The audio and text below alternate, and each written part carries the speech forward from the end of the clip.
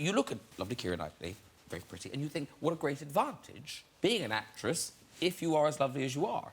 But sometimes it puts directors off, that they don't want someone who's so stunning. You mean Joe Wright, don't you? Yes. Yeah, yeah.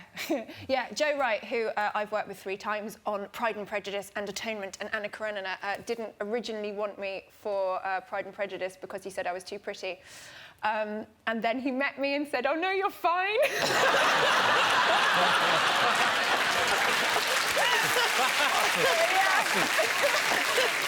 No, did he really? No, wait a minute. Did he phrase it nicer than that? No, he didn't phrase it nicer than that. Did he just, when you walked in the door, did he just scream? Yeah. No, I mean, I got the part, so it's all right, isn't it? Yes, it's got to... He gives, he takes. Yeah, yes. Exactly. Same thing happened to me. Apparently I was too buff for Thor.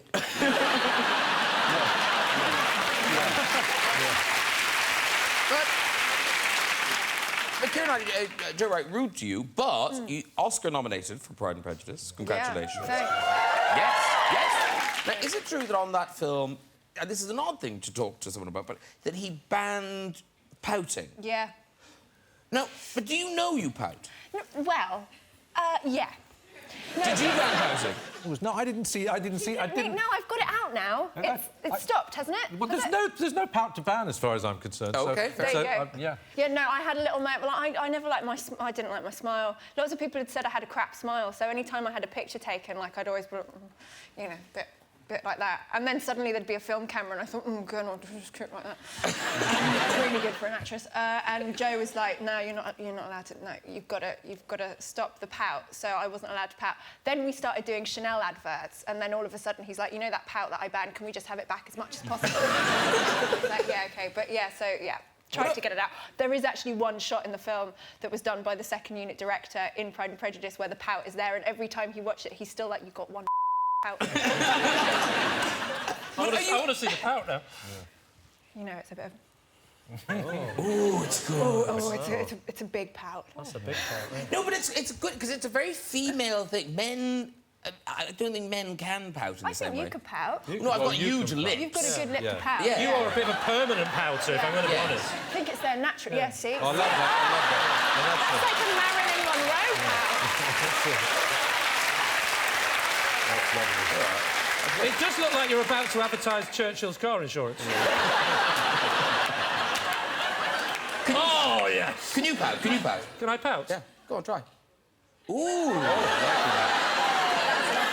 Now, see, Ken, I think you are disadvantaged in the pouting department. You can't ask a man with no lips to pout. It's done. I suffer from no top lip. Oh, God. You've got less of a top... Yeah, you're the only man I've ever met with less of a top... He's got no lips. You are an alien. We all have our crosses to bear. Yeah. It's a lipless world for me, but it's a happy one. Try. Oh, no, look.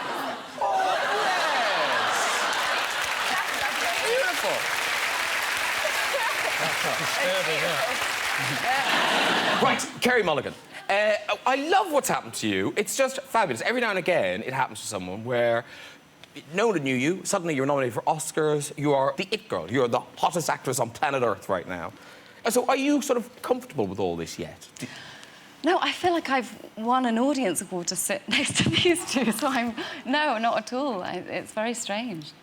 And what's extraordinary is that, apart from the odd school play, your first ever job was Pride and Prejudice with Judi Dench and Brendan Bethan and people. Yeah.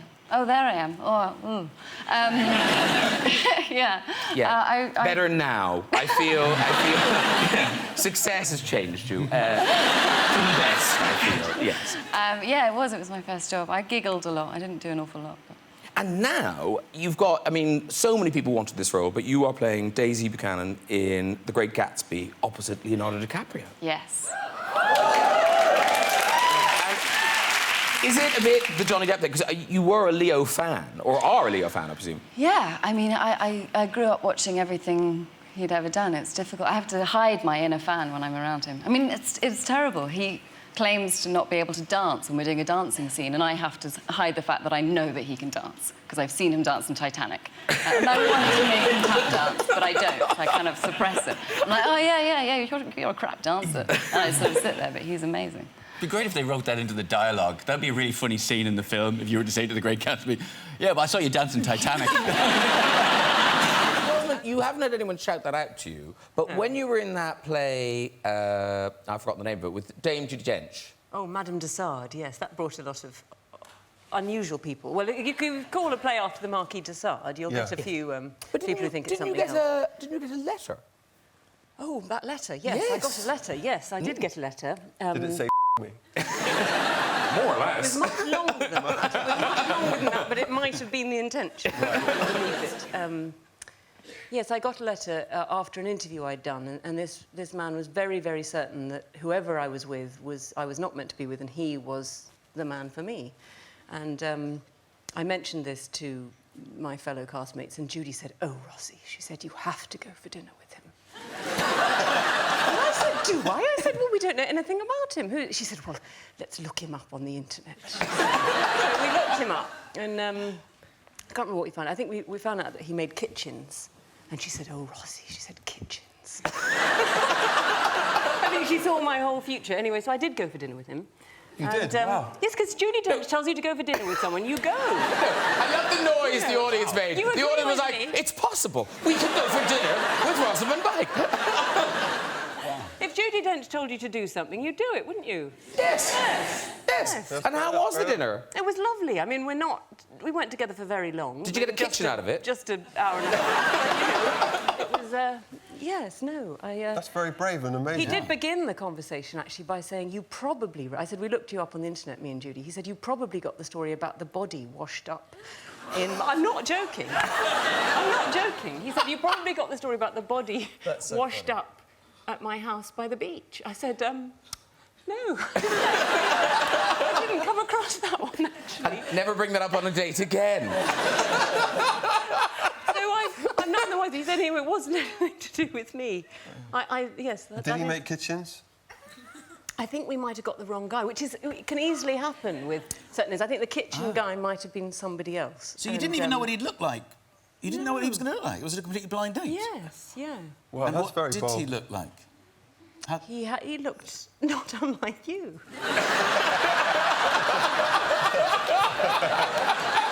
Really believe nothing happened between you two. This story's become incredibly awkward.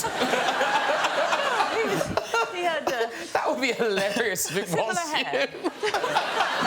I don't know how much you know of me, but you've probably read the story about the body that washed up. At 8 o'clock, I love this show. you. It's just one of those shows, you're so, oh, good, that's on. Yeah. But is it true now, when you were reading the script, you were kind of waiting for the part you were playing to show up? Yeah, I didn't know Anne Cleeve's work. They're from the novels of Anne Cleeve's. I didn't know her work, and so I rushed, and I hadn't got a script yet, so I rushed out and got the books. And I was halfway through before this character came in. I thought, well, where is she then? This is a little tiny part. And then it said the door of the church opened, and in lumbered this scruffiest woman ever with carrier bags, like a bag lady. She was huge. I thought, that can't be. You know, I was thinking maybe, oh, they're offering me like a Jane Tennyson or something. Is that... Why have they thought of me for this part? So it was a bit shocking. But then I read on, and I just loved the character. And now, obviously, because of the books, that's why it's in Newcastle. Did you think, Geordie, no problem, Brenda can do that? No, I never think that. Had to work at it. So you hadn't done it before? No. No, OK, not so that one. could you give Jean-Paul a little bit of Geordie? Yeah, you have to help me. Yeah, to coach me, please. DCI, DCI. Vera Stanhope. Huh? Vera. Dira. Vera. Dira. Vera. Vera. Stanhope. Stanhope. Yeah, let's just applaud that and say it was very good. Thank you. Now, we know how good Brenda is at accents, because your American accent, we heard that in A River Runs Through It, which was flawless, the American accent in that, with Brad Pitt, no less. And now, that film, because films you kind of think are fake, but this really was filmed in the wilderness in America. Yeah, it was in Montana. And now, didn't you have wildlife encounters? Oh, I tell you what, there was one time me and the makeup department went for a walk up into the mountain, into the wilderness in the mountain, and there was not another soul for miles, and we drove to the bottom of the mountain and walked up. But halfway up, we walked for about an hour and a half, and I was getting a bit puffed. I said, I tell you what, I'll wait here and I'll just sit here and wait. I'll sit on this log and wait for you to come back. They said, we'll be 45 minutes, no more. So I kicked a log, make sure there were no snakes under it, and I sat down. It was so beautiful, just me and nature, and it was beautiful, and I thought I'd look in the brochure. And there was an insert in the brochure. It said, ladies, attention. Under no circumstances venture into this area if you are menstruating. Because of the bears.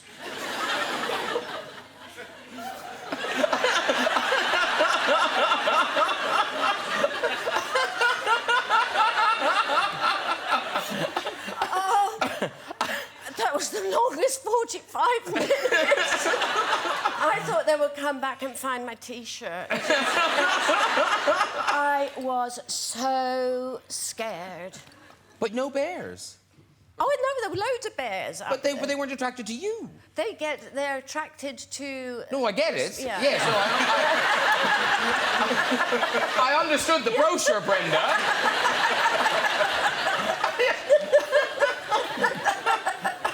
Well, you survived. That's the main thing. Yeah. Because, Judy, how have you reacted to kind of certainly becoming, I guess, famous in America? That if you go to America now, people know who you are. Do you like it? Sometimes they do. Sometimes. And people In are nice very nice places. and high. I love that. That doesn't happen here. That sometimes, because anytime I've gone to New York, I've walked everywhere because I love it. And somebody will come up and kind of high-five you in the street. I love that. Quite shocking, but I like it. That doesn't happen here. But the other day, I was with my grandson, who, as you know, looks very like Ed Sheeran. Yes. And a group of people with him, and they said, may we have a photo? And I said, yes, of course. They said, no, not you.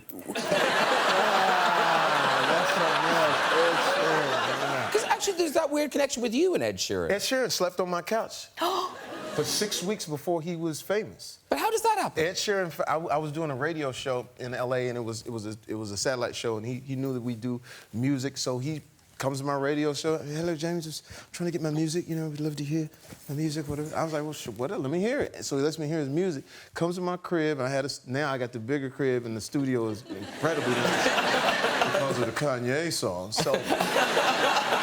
So he plays, I'm like, you're incredible. So he starts, I said, listen, I know you don't have anywhere to go, just chill here. I was giving him food. My daughter was like, who do you have over here now? Because I would always have people, I would always like champion the artist. Yeah. And so I said, listen, man, I think you got the goods, but I got to check you out, though. So I took him down to this show that I was doing, a live night every Monday in L.A., downtown L.A., and it was like 800 black people, all black, like just the best musicians who plays, the guitar for Sting, and I mean, the level of the music is here. And there was a dude up there rapping, and he was sweating, and he was black. And then another girl, she came up and she sung, and she was black, and they was singing blackness. It was incredible. And so all of a sudden, I say, ladies and gentlemen, Ed Sheeran. He pops out, with a little red hair and a ukulele. And one of my homies, who's an incredible guitarist, but he's just true to the music. It came from us. This is blackity black, right? And he says, yo, Fox, come on, man. What's this, man? What's this? What you doing to the room right now, man? You gotta respect the room. And it was just like a movie. I said, well, let's see what the kid has. And he went out there on that ukulele, got a standing ovation in 12 minutes. Wow. And the rest was history. Wow, that's incredible. Yeah. Wow. Cheers for him. Cheers to you. Now, how many you've made over 150 movies? Yes.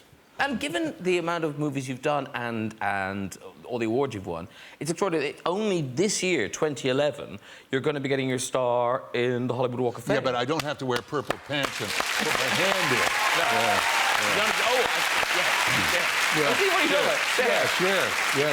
Cher's and Grauman's. Yeah, she did the cementing. I'm down by my son, and it's lovely. It's you're 75 years old. It's different from what it is if you're a young person in the full flush of your career when your future's ahead of you. My future, by and large, is behind me, and so when you're my age, you go for a drive, you pass a cemetery, you don't pass it, you turn and look. You look at mausoleums and stones and cenotaphs and crypts, you're window shopping. And so I was thinking about this thing on Hollywood Boulevard, and I realized that I was going to have my stone. I mean, actually going to have my stone, but the great thing about this one is I will be able to visit it. No, the other one I can't. I'll be under it. Because last year, your son Kiefer got one. Yeah, I'll be beside him. Oh, you're next door to each other. Yeah. Oh, that's cool. There you are. Yeah. There you are. Now, is that the laugh of a man who's thinking, I'm really proud of my son, but where the hell is mine? No, that's Kiefer saying, where the hell is yours? And I say, fuck you.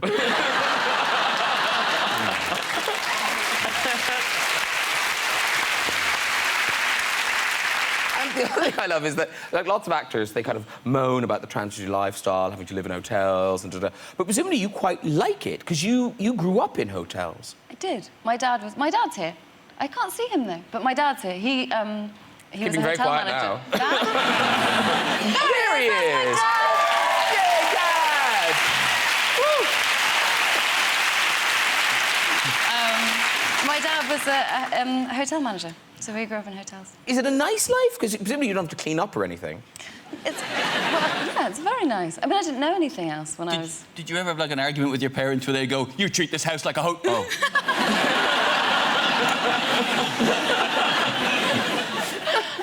And how old were you when you got out of hotels? Dad? 13. No, because we moved into... So I stopped talking to my dad. So you're allowed to talk to your father. Oh. It's all right. No, but when we moved back to London, it was like when I was like 7.5. Oh, really? OK. Yeah. Is this comfortable for you? Is this more or less comfortable than watching the film with your daughter in bed sexing it? Oh, actually, has your dad seen it? No, Dad's not allowed. No. Can I just say, I'm not a father, but really don't see it. Don't. I can't imagine a father enjoying it. I'm embarrassed for you. I mean, there's nothing It's worse very than good. And if she's nominated for an Oscar, you can go to that, and you'll enjoy that. It'll be great. Rosamund Pike, now, I'm sure you like Coldplay, but you are, in your heart, more of a kind of trance techno girl, really. Yeah. Can't you see it? Well, it's... I mean, no, but I've heard other people have told me these stories, that you love going to techno clubs. Yes, it is something people might not expect of me, but it's a very good way to sort of get out of my own thinking space, get out of my head. I mean, I remember when I'd finished the Gone Girl press tour, which is quite a commitment, and I was in New York and I was 8 months pregnant, and I heard about a morning rave in the meatpacking district between 6 and 8 a.m, and I thought, that has my name on it. I was out with some friends the night before, and everybody was really up for it, as they are the night before. They come 6 a.m, and I'm there, belly out here, mask, in the meatpacking district, ready at 6 a.m. I'm the only one there. And I thought, well, either I can go home, or I can just do this on my own and just sort of face it out. So I did. I went in with my... Well, there were two of us, weren't there? Yes, so exactly, yeah. You smuggled one exactly in. on my own. But, and it was just fantastic. And so now, then, when the baby was born, you know, sod the lullabies, just, you know, put on some deep house. And listen, you mentioned Gone Girl there. Congratulations, because since the last time you were here, Oscar nominated for Gone Girl, which is... Unbelievable. Yes. Thank you.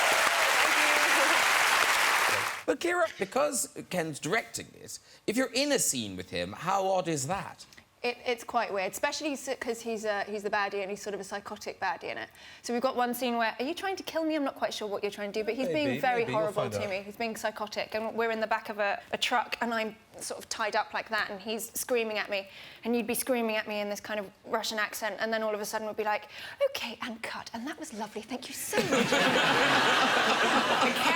Yeah. I wasn't as camp as that. You were quite... I thought I was kind of all Russian and butch, and I stayed Russian and butch. You know, movies are often about, in this kind of story, they're about moments, so you just need to get that moment right, and sometimes the great thing is you can go back and do it again. And we have an interesting series of scenes while Chris Pine is out trying to save the world. Oh, in the restaurant, yeah. And that is a little bit of a white-knuckle ride, and he is distracted, quelle surprise, by this woman and her love of Russian literature, which is a winner for the guy that I play. And we played the scenes as one whole thing and did it many times and repeated and improvised a bit. And that, you know, who's not going to love doing that? Thank you very much. I'm totally, like, in sitcom land, you get, like, 1 or 2 takes, that's it. I'm just so jealous. Like, in my show, if I go, can we do that again? Because, and they go, no, we're moving on. And I go, but, like, my flies were undone and my was out. Well, we'll just go with it. No one noticed.